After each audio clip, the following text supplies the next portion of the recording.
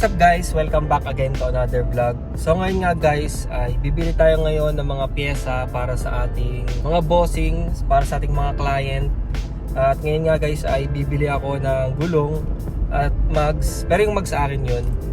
Yung gulong lang yung isasabay ko rin ngayon. So dun sa pupuntahan ko nga guys na bilihan ng mga mags. Yung kasi guys, meron akong special offer dun eh. Kumbaga parang bukod yung presyo ko below SRP, kaya kaya ko magbenta ng mga brand new na mags at mga gulong. Kasi ano ako dun eh, suki ako ni bossing dun. Yeah, bale ano tayo ngayon, nasa Rosario tayo ngayon at papunta na nga tayo dun sa bilihan natin ng mags at gulong. So yun guys, nakakuha ko na nga yung mags at ang ating gulong. Ayan, patay nga tayo sa mami. Montero kasi ng mami ko ang gamit ko. Ito nga pala guys, yung bypass sa Garcia. So sa mga hindi nga nakakaalam guys, aray butas na. Ang labas nito guys ay sa Talisay na, dun sa may PJs. Yan. Hindi ko sure kung dito ginaganap yung ibang mga karera. Iba yung mga napapunta sa ibang vloggers, may mga nagkakarera. I'm not sure kung dito yon, pero feel ko dito yon eh. Masarap dito mag-testing ng mga owner, kagaya ni V-Turbo, mga 4AG natin dyan. Gusto ko sana magpa-meet ng mga owner type jeep dito sa Batangas, lalo na dun sa siguro kung papayag yung mga Ma'am Ben Jeep Club at yung owner type jeep ng South yon. Naka-follow din kasi ako sa kanila sa dalawang team na yun. So sana makatambahin sila. Kasi lagi na lang ako at ako lang talaga yung sarili ko lang. Kumbaga yung binablog ko talaga ay yung talyer lang namin. Nung isang araw nga pala guys, kakagaling lang namin ng Taiwan sa Taipei. Yun, may ilalabas ako dun na video kung gusto nyo panoorin yon, at kung gusto nyo mag-Taiwan, meron kayong guide. Gamitin yung guide yung aking video na ginawa dun. Bali kahapon pala kami umuwi, hindi pala nung isang araw. Oo, isang araw nga, kahapon. Tapos diretso agad kaming meeting, awarding sa Sun Life. Yan, nagsa-Sun Life na rin pala ako guys. Kung gusto nyo nga kumuha ng insurance, yan, napakaganda rin guys, Sun Life. Investment siya sa life, yun nga, life insurance. Hindi naman porket pag namatay, saka ka lang makaka-claim. Ibahin nyo yung pananaw nyo doon guys. Ang insurance talaga sa Sun Life, hanggat buhay ka, meron ka makiklaim ng mga benefits. Yun, hindi na naman yun tungkol lang sa kapag namatay. Ang alam kasi ng mga tao eh, kapag nag-insurance, kapag namatay sa alam may makiklaim. Sa Sun Life po, hindi ganon. Kumbaga, investment talaga siya. Pwede mo siyang gamitin sa anak nyo. Pag magka-college siya, pwede nyo gamitin yon. O kaya pwede rin kayo dun para makakuha din ng pera after nyo bayaran yung pinirmahan nyo. Yun. Ang sarap lang ng buhay ko, diba? Hindi pa ako graduate. Yun, nasa insurance ako. Tapos pag ganto-ganto lang, meeting, award, swimming, yan. Magbablog. Hindi naman sa niyayabang ko yung buhay na meron ako, pero gusto ko lang i-share sa inyo kung gaano ka sarap yung buhay. Enjoy nyo lang guys yung buhay nyo. Huwag kayong paano-ano dyan. Enjoy lang. Ganoon lang talaga ang buhay. Guys, dito kami nag-swimming. Yan.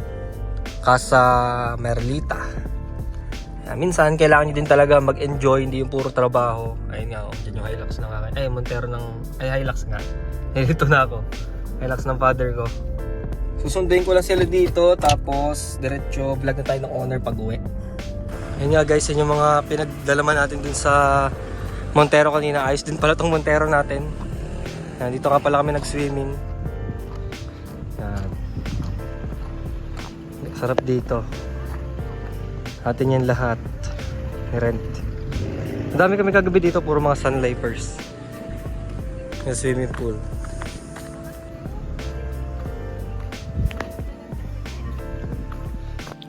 Yan guys, so nakauwi na nga tayo. Ito yung binili natin kanina na NS2. Yan, brand new to. 4 na piraso to. Akala ko dati itong NS2 is semi-slick tires. So hindi pala siya semi-slick. Kumbaga parang pang daily lang pala tong tires na to. Akala ko kasi dati pag nankang puro pang mga performance. Parang pang-karera na gulong kagaya nitong atin dito. Ano ng pusa. Ito ay Nankang AR1, ito ang semi-slick. Yan. Kasi ito nga pala guys ngayon si V-Turbo. So nung isang araw nga guys, nilinis ko siya. Tapos tinasting ko ikabit dito yung ating upuan na yan, Bright Ilest. Bago to, hindi pa siya nakadikit. Tinambakan ko muna. Kasi ito nga, bumili ako ng isang araw para sa 4K engine. Yan, headers. Tapos, sa isang araw nga guys, lalagyan natin to, pipinturahan natin to ng black. So dyan natin lalagay yung mga mugs natin dyan. So ito nga pala si Cambio King. Buhay pa. Meron pa nga pala tayong isa pang ipaproject. Itong ating black top. Yan ito. Nakita nyo to sa vlog ko dati. Itong owner na to ay newly built to. Pero hindi ko na siya masyadong nalabas dati sa mga vlogs ko. Ito nga yung makina niya guys. Yan. 4AG black top. Okay pa naman siya. Kulang lang siya sa bule. Yan, naka-glass din to eh. Kaya nilagyan namin ng trapal na ganito. Yan. Bibili pa tayong tailgate. Kakabitan pa natin siya ng upuan. Tapos yung main issue kasi nito guys, kaya matagal ko siyang hindi nahawakan. Di ba syempre 4AG, syempre dapat matulin yan. Kaso nga lang parang may problema siguro siya sa, hindi ko lang sure kung sa makina or sa wiring nito, kaya hindi siya natakbo ng ayos. Halos parang yung takbo niya ay parang 4K engine lang siya manakbo. So hindi dapat yan ganyan manakbo. Kaya sa isang araw, nagpa-schedule na ako sa Dynamic. Yun, nakausap ko na yung Dynamic sa Lipa City. At yun na nga yung magiging bago nating mekaniko ngayon. So makipag-collab tayo sa kanila. Sila yung dating nag-ayos kay B-Turbo nung si B-Turbo ay hindi siya natakbo ng ayos dati. So yung pala ay may problema siya sa wiring. So inayos nga nila, napatakbo nila ng ayos si B-Turbo. So doon ko siya balak idalhin ngayon. Na-under to eh, kaso lowbat lang yung battery. Kasi matagal to naka-stock na Kuya Chito. Ayan, okay na okay pa to. So yun, ang main issue nga nitong ating black top, eh napakabagal nga niyang manakbo. So sa mga specialist nga natin dyan sa mga 4AG, so baka meron kayong ma-recommend sa akin kung bakit nga ganun siya manakbo.